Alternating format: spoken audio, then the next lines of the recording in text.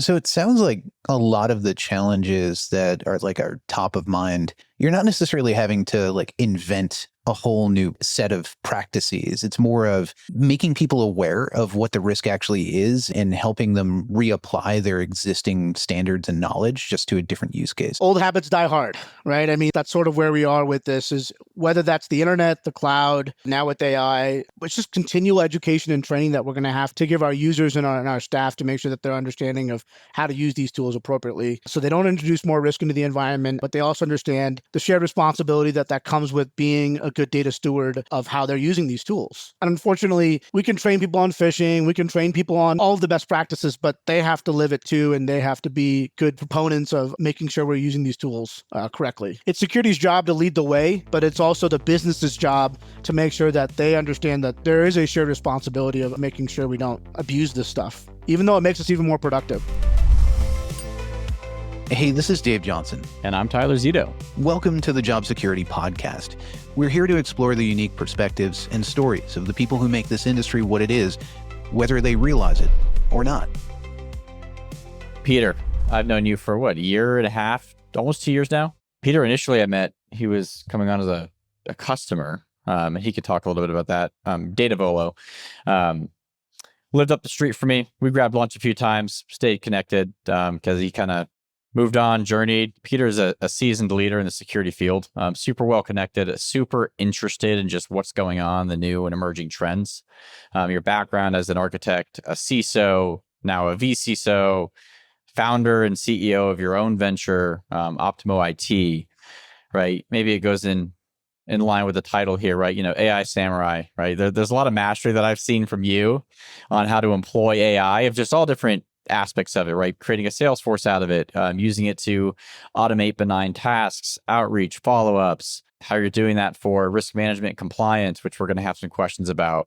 But all around, awesome guy. You love to talk tech. So we're looking forward to having you on the pod today, and give a big welcome to Peter Holcomb. Tyler, thank you for the intro, and I'm grateful for our friendship. Yeah, as you mentioned, I'm now the CEO and founder of Optimo IT. We're an AI security consulting company specializing in fractional CISO services, AI security governance, and audit readiness, specifically more geared around SOC 2 Type 2, ISO 42001, ISO 27001, GDPR, and some other privacy frameworks. HIPAA and high trust would be associated with that as well for some of the healthcare companies that we're working with. Core competency is really around just fractional CISO services coming in and helping businesses build their security program from the ground up, especially when they're limited on resources or security knowledge. Most recently, before starting a consulting business, I was the Chief Information Security Officer for Datavolo. We were an AI-powered ETL tool that was acquired by Snowflake in November of 2024.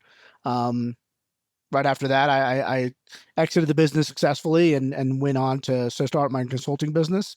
But prior to Datavolo, I was the CISO for eMed Digital Healthcare, where I was also leading the security program from the ground up, helping them get certified within different compliance frameworks, and then built a telehealth services platform based on event-driven architecture using AWS Lambda functions during the height of COVID. I have really cut my teeth starting in the GRC world, and then went more of the technical route, and have now become a founder, starting my own consulting business. It sounds like with Optimo IT, you're able to blend the GRC background that you have with the AI and the emerging tech. Now, with Optimo IT, I'm curious to hear, we obviously hear a lot about risk in AI, the implementation of it. We've heard some horror stories already, even within the last couple of months. What are some overlooked things that you're commonly identifying with companies as they're implementing AI, making sure that they are compliant with compliance and regulatory measures? In security in general, right? If you're the old-ish adage, if you're secure, you're compliant, but if you're just compliant, you're probably not secure. Yeah.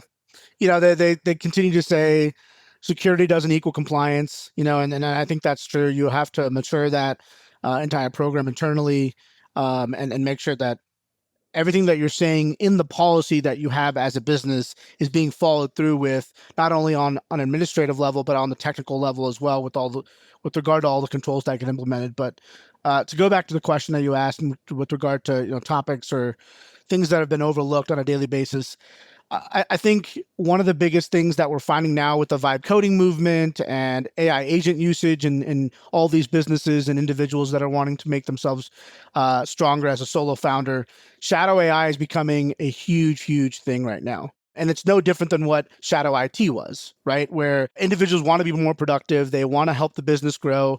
They want to do what's best for the company, but they might install these vibe coded tools or shadow AI agents.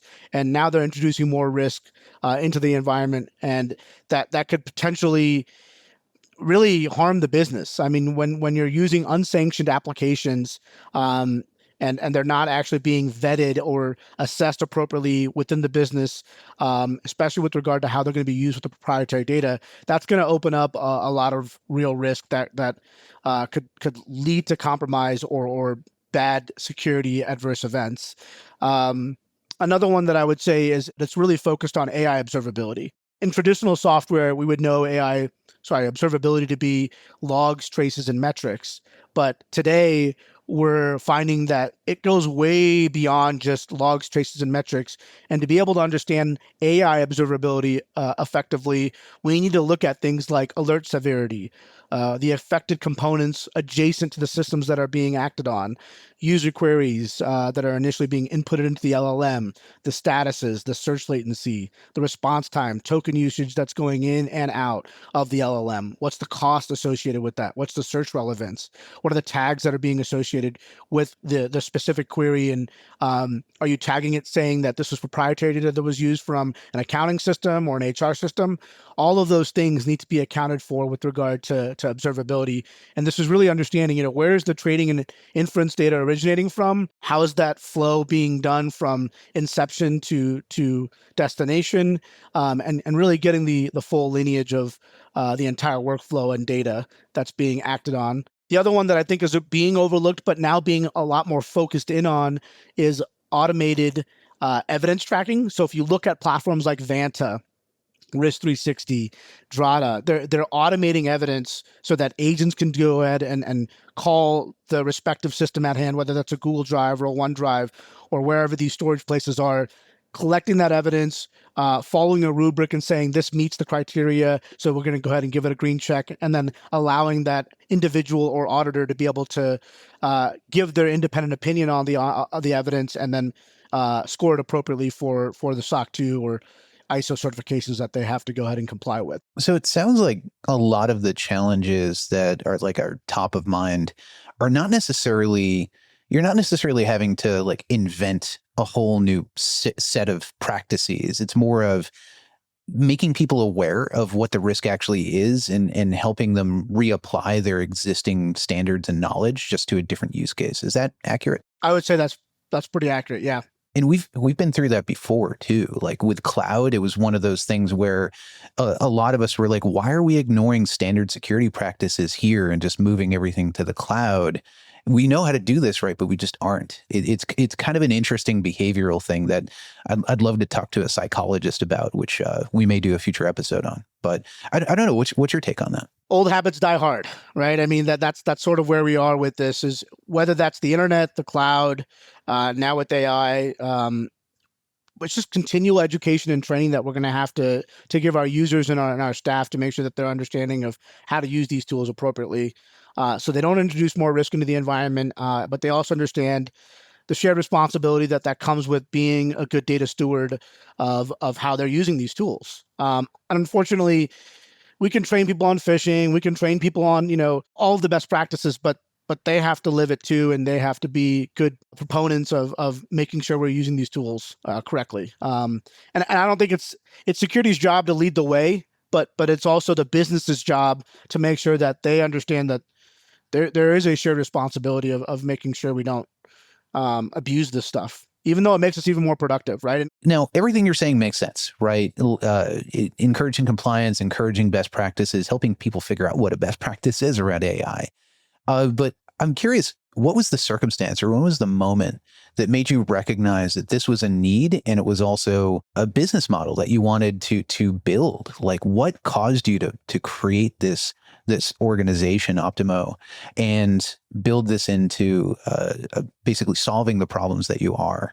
Optimo's been around for 2 years, and in the last year, I was doing it more on a part-time side gig basis. And then recently, within the just January of 2025, I had people reach out through other podcasts or blogs that I'd written and said, "Hey, we really like what you're contributing. We have a need for a fractional CISO or security leader. Would you be open to talking to us about it and helping us mature our program?" And I said, "Sure." And so that was sort of the catalyst for me taking this and going full time with it as a full consultancy. But a lot of the times I'm finding that these are AI native companies born in the cloud that don't want to do security because they just want to focus on developing software.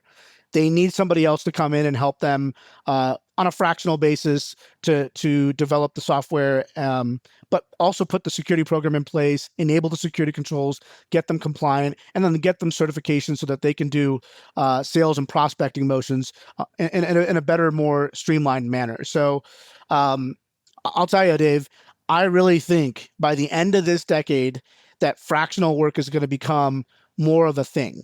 And it's already becoming more of a thing right now, right? Especially with how dire the economy and just the job market in general is. I think fractional work and freelancing work is going to become more of a thing that certainly millennials and other generations do because they're finding ways to be able to stretch themselves on a 10-hour basis a week for one client, give them the expertise that they need, do their job, and then also be able to focus on another client that's doing cool stuff or novel technology or building novel technology or whatever it might be. So that really is what made me go in this direction. Is I like working with different technologies. I like working with novel technologies. I like helping, people stay secure and understand why we're doing security. So it felt like a very good route to go this way. How does that, I'm curious, like when we think about the CISO role today, I was reading, again, this isn't news, but right, it's like, yeah, the CISO is kind of like the fall guy when things go bad for security. Is there a reduction of risk from your end as a fractional CISO? Is there anything you're protected from that you maybe wouldn't be if you were like an internal CISO with the organization? I think there's an interesting line there because with regard to DNO insurance that's offered at full-time employee gigs, right? That is only going to help you to a certain extent. You're still going to want indemnification, so you're indemnified from certain actions or legal liability, right? But even then, it's not a foolproof solution. There have still been people that have been the scapegoat from having those policies or clauses in their contract. With regard to being fractional, you have to really understand what is the real authority I have within this company. Am I assigning authority? Am I signing off on policies that are getting created? Am I signing off on the risk register and the risks that are being inputted into that? Or am I just really an advisor that's coming in, looking at the risk, opining on how we treat the risk appropriately, and then allow that business or the business executives thereof to make the decision on how they want to act, accordingly. So I think it goes back to what is really your stake within the business. Are you an advisor? Are you actually someone that's signing off on the risk? That's going to lead into understanding how much responsibility do you have from a liability standpoint. Okay. Yeah, I'd be curious how those conversations go because I think, some of what you're looking at is when you look at the accountability versus responsibility, right? You should be providing recommendations and your insights and your subject matter expert opinion, but the business needs to accept the risk, right? CFO needs to be involved. The CEO needs to be involved to understand like what's acceptable. What do we actually need to put investment towards? I'm not sure if that really changes on the vCISO front. I imagine there's probably a different way that they looked at it from like an outsourced entity, but have those been hard conversations to navigate, or within the customers that you've been working with, has it been pretty easy to get a pretty clear like guardrails into how you operate there? It's been fairly easy, I think, because these companies understand that there's a tremendous amount of risk with using AI systems, but they also understand that ultimately the business owns the risk. A CISO's job is to advise and inform the business of the risk and then the respective treatment options. There are only 4 things you can do with risk. You can accept the risk, mitigate the risk, transfer the risk, or ignore the risk. 9 times out of 10, people are going to mitigate the risk. If they can't, they're going to transfer the risk via insurance to other players that can actually help them reduce the risk to an acceptable level. So with all that being said, the conversation has always been, hey, look, I'm here as a trusted advisor. You guys are using me on a fractional basis because you guys are needing help to develop this information security program, show you guys where you're deficient and how we can go ahead and make you a better organization overall. I am not going to come in and own all of this because I'm not considered an FTE, right? So it's been a fairly easy conversation with that mindset, and conveying that message across the board. And I would have expected that based on my previous experience. I've had quite a few situations where I've rolled into an organization, done some consulting, and the person who's the CISO is extraordinarily well qualified, right? They know exactly what they're doing, et cetera, but the business isn't listening to them. And basically, I had one client. He had a PhD in cybersecurity. He was one of the first, and they called me. I do not have a PhD in cybersecurity. I didn't have the time. It didn't exist in 1998 when I started this, and so I roll up, and he's like, "Yeah, this is the situation." I said, "It sounds like you're doing everything right from my perspective. What's going on then?" And basically, I had to repeat exactly what he had told to his existing leaders, to them. And for whatever reason, coming from the third party, they accepted it and they understood it. And then they were willing to act on it. They even though they paid more for it, they didn't have to. They already had those same answers. So then I took it upon my task to basically hand off that trust back to him, to basically say, hey, by the way, I just repeated everything that he said. So now you're in a great situation. You've had the second opinion, and the second opinion aligns exactly with your CISO's perspective. By the way, he has a PhD in this. You should probably listen to him. And it's weird, that third-party perspective, that specialist perspective. And the same thing probably happens in medicine. I wouldn't be surprised, where being a specialist grants you a little bit more authority, especially when somebody's like paying you outright for that specific task. And it's weird. So the fact that you said that, like, my confirmation bias is very happy right now. That's all I'm trying to say. How did you start to build the structure of your business? So there was some mention of AI being included in your business structure. Could you talk about that? I haven't heard a lot of people talk about that before. I think it's understanding what are the processes you do day in and day out. There are certainly tools that are going to help you be successful in terms of engaging with clients. I use a platform called Synomi to do my vCISO work, and that's how I set up the program with regard to any of the clients that get onboarded. We'll start with the risk assessment. Almost everything I do starts with a risk assessment to understand a baseline review of where the business is, where the client is in their journey of security. And then we'll figure out how do we mature that program with regard to all the different policies and controls we need to implement. For my business specifically, as Tyler alluded to in the intro, I'll use agents to automate email responses through an email agent that will be embedded into my email client and then write emails for me, save the message in my drafts folder, and then I just look at the emails at 9 in the morning or 3 p.m. in the afternoon, and I hit send for all the ones that have been auto-replied to. With regard to lead generation, I'll go over to Apollo or any other contact list, Magic Lead, for example, and I'll go scrape the contacts, target against my ideal customer profile, use that information that gets populated into a spreadsheet. I'll then take that spreadsheet and embed it into an agent that will do a 3 email outreach sequence over a 9 or 10 day period while I'm sleeping. Each message is personalized towards the ideal customer profile based on what's set in the column headers, so that it has that inference to look over and say, this is an IT services consulting company. Let's target the message and personalize the message based on that. Or if it's a healthcare company, it'll use personalized messaging for that. I have an AI observability agent that I've built that literally watches the other agents, right? So it's like Tron in a way, whereas like Shadow Tron, whereas it's really the shadow of all the other agents, making sure that it's not acting out of line. We understand all the token use. We understand how many credits were being burned when I ran these agents, so that it attributes back to the AI system that I'm using, Lindy.ai. Also, the same thing for cost. What is the cost that is it for running these agents every single day? I have an agent on my website.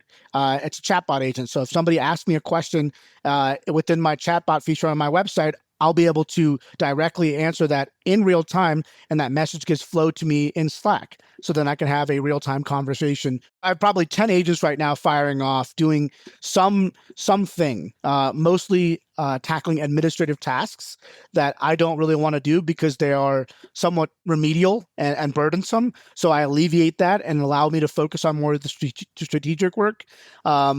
But in other cases, we've helped build people agents for, as I mentioned earlier, evidence collection for audits, right? And embedded that into their workflow so that they can free up their time, either using platforms like Vanta or another platform called Area.com that is really used for the enterprise to power agent builds in a very secure way. So we can talk about that a little bit too. Yeah, so it sounds like you're not only prescribing preventative measures for AI. So you're showing up, somebody says, "Hey, can you consult in my AI practice within my business?" You're not only prescribing things that they can do to secure it better, but it sounds like you're also prescribing other things, that other ways that they can implement AI for auditing. And in this case, are there any others that you commonly will prescribe as an AI physician in this case? Certainly, I would say observability is another one that I've talked about at length. I think the risk reduction with regard to red team, blue team, this has become a huge use case. There's a company that I consult for called testsavant.ai. They are specializing in this. So companies that want to build AI systems but need to make sure that a pen test is done appropriately. This is sort of where the red teaming exercise comes in, to make sure that they can understand, are there any threat vectors like prompt injection, data leakage, model drift that we have to account for? And if so, let's red team that first, understand what the deficiencies are, and then Testavon can also do the second approach, which is the blue team piece, which is implementing the guardrails that map back to the OWASP top 10, the MITRE Atlas framework, or NIST framework, or ISO frameworks. So it's not something that I'm building, but it's another tool that I do leverage because they're one of my clients, and they've actually built this system already that they're going to market with. So it's almost you're essentially blue teaming. Well, in that case, right? It's testing the AI tools and the controls around it. So it's a very unique use case, which I think is going to be relevant as we start seeing a higher adoption of these tools, agents, everything that's starting to get baked into. We see it a lot in the security field. Everyone's adopting AI in some capacity, whether it's internally building out their own programs, processes, or it's leveraging third-party tools. That's cool. I mean, I repaired somebody's laptop the other day that had some issues with some viruses. A friend of mine. And I do what I always do whenever I fix a laptop. I get it back to repaired status, and then I look for ways to improve it further. Like I want it to leave faster or better than when it showed up whenever possible. So I'm looking at stuff to prune within the Microsoft operating system, which there's plenty. And I said, "Hey," I said to my friend, like, "Do you use Copilot?" And she said, "What's Copilot?" And I'm like, "Well, it's there and you're using it whether you intend to or not." And then I removed it and saved about 5% of her RAM utilization. So it was pretty hefty. So there's model drift is sort of a technical problem to solve. And then there's the sort of like the unknown adoption of AI in some cases, where individual users or users within a business have it within their business. They don't even know they're using it in some cases. Yeah, Dave, you hit on a great point. In fact, this is actually a project we're working on right now, probably a couple months out from actually, doing the work or starting the work. But a client has come to us and said, "Hey, can you help us implement Copilot?" And so we said, "Sure." And said, one of the first questions we asked is, "What are the integration systems that you're going to integrate Copilot with?" And they say, "Oh, we'd like to integrate it with Outlook and Teams and OneDrive and SharePoint." I'm like, "Gosh, do you understand how much risk that is?" Because, Johnny or Jane in marketing could potentially ask for the salaries of the CEO or the CFO. And if the guardrails are not there appropriately, you're now just leaving yourself to data leakage and exfiltration attempts that could happen internally within the business, right? So then you have to go and scope what existing tools do you have within the E3 or E5 stack, right? If they don't have Purview, Microsoft Purview, and it's not effective, for example, there's an E3 version of it, an E5 license version of it. E5 is much more comprehensive, obviously, but if they don't have those tools embedded into their system workflow, and you don't have DLP turned on to prevent those exfiltration attempts or those data leakage attempts, you're going to be in a world of hurt, because the principle of least privilege is not going to be followed, number one. Role-based access control is not going to be followed. And then just oversharing of data is going to be another risk that you're going to introduce, especially when you're connecting them to systems that house all of the proprietary data. So it's a nightmare of a scenario, honestly. And one of the things that we told them was, let's go use something called Petra Security or Cloud Capsule, are two companies that I would highly recommend looking into when you start the Copilot journey, and do an initial risk assessment, not only administrative, but technical first, to understand the entire estate of what is going on within the Microsoft platform. What tools are you using? What ancillary systems is it being integrated with and connected to? And then understand what are the gaps that are associated with that. So you could see in real time, David has all these permissions associated with SharePoint. Zito has all these permissions associated with OneDrive. We need to button those up first before we introduce Copilot and allow it to run freely within their business processes or workflows. I like that you brought that up, because I think for most people, Copilot is where they're going to start their AI journey, especially because it's already a part of the Microsoft ecosystem.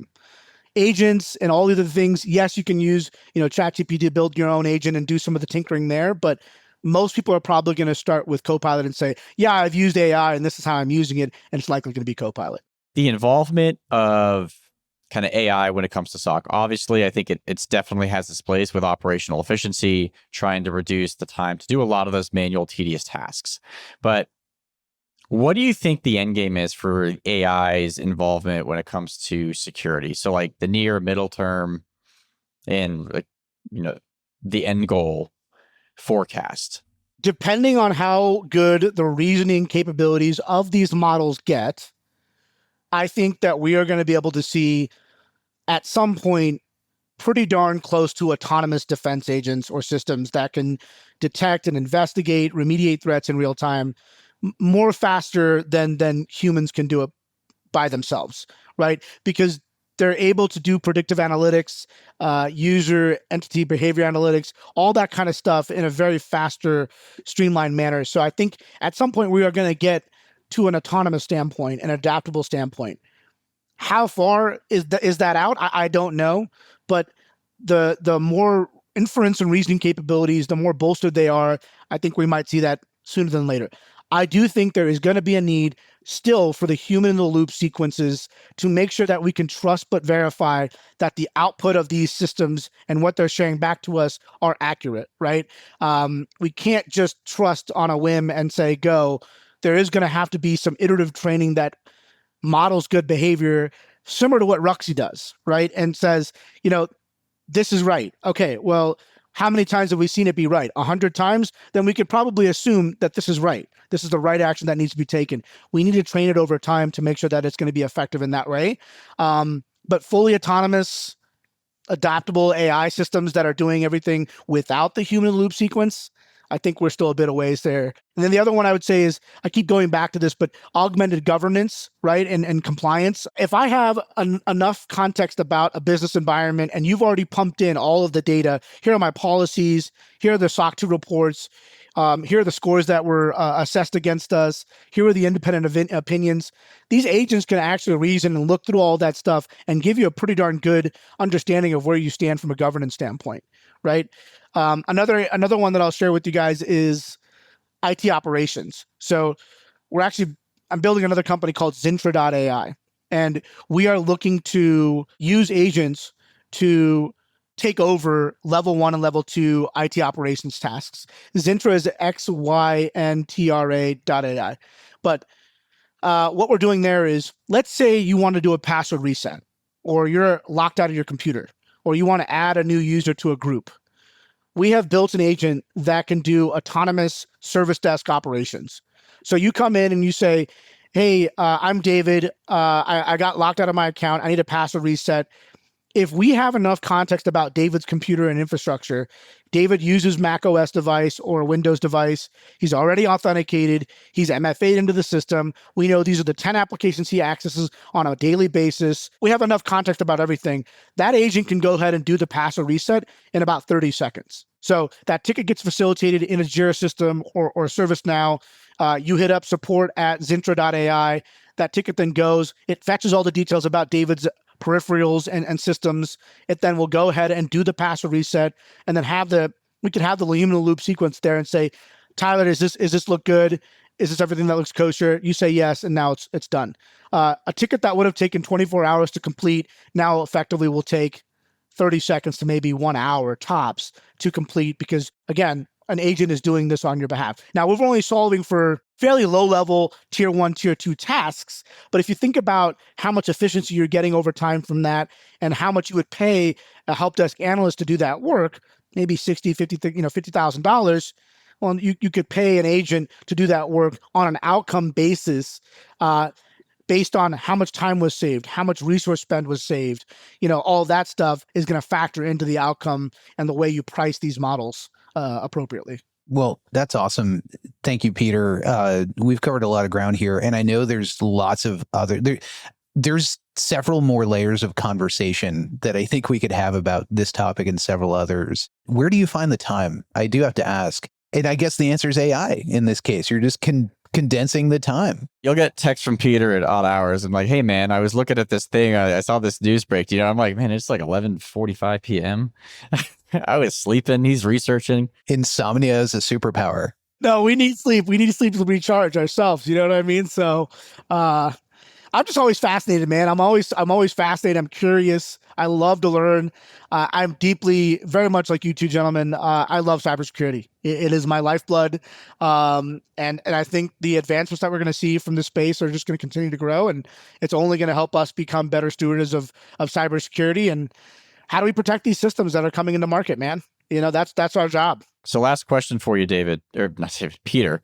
As we mentioned, job security podcast, it's in the name, right? People, if you had any bit of advice, simplified advice to protect yourself or just secure your future in the space of cybersecurity, what would you focus on? I would certainly focus on getting educated with AI. Understand what AI is. Don't be scared of it. Go and use it, tinker with it, break it, play with it, and understand where are the pitfalls. How do you protect those pitfalls? Showcase that in your resume. Go do YouTube learnings, LinkedIn learnings, start at the governance layer. I think what I'll say is back in the day, GRC was not looked at as a sexy thing. But now with the ubiquity of AI governance is top of mind for everybody.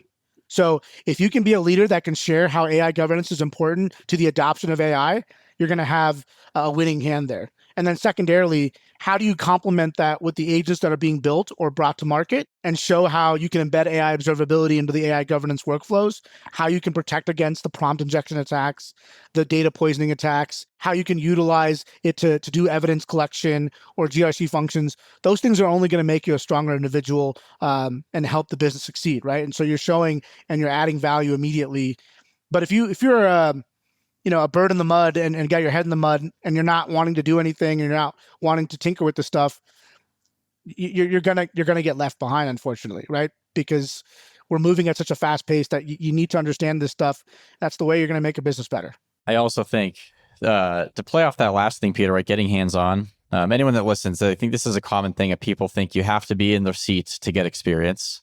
You don't, right? Go build a lab, go get a free tier in AWS, right? Stand up some instances, learn even cloud infrastructure. That's where AI is being deployed, right? And then mess around with some tools. You mentioned Lindy AI. I haven't found an exact use case I want to start building AI agents for yet, but just go and tinker with it, build it. It's not incredible. I think the learning curve, especially for something like that, is they bring the barrier down enough for you to comprehend it within a week's of research, it almost seems like. So daily applications connected to your Ring doorbell. I don't know. But yeah, just get hands-on with it and mess around with it. Find use cases to tinker with. Yeah, what's a repetitive task that you think is burdensome, right? That you're saying, gosh, some of this administrative overhead could be abstracted away with an agent so I can focus on the last mile, so to speak, of work. And so this is where the email bot or the email agent that I use is sufficient. The lead generation, rather than me having to go and scope out all these contacts in a contact list, I can have something that goes and does it for me and then populates that in a spreadsheet. And that saves me overhead, right? And so what are some of those repetitive tasks that we all struggle with every single day? And then figure out how can you diagram that in a manual way and then use that diagram to then develop an automated agent. Thank you for tuning in to another episode of the Job Security Podcast, sponsored by Expel MDR. This podcast was co-hosted by Dave Johnson and Tyler Zito and was produced by me, Ben Baker. If you've enjoyed what you heard today, please consider giving us a glowing 5-star rating and review on your podcast app of choice. And be sure to follow us on YouTube for more cybersecurity content at youtube.com/@expelsecurity. We'll catch you next time.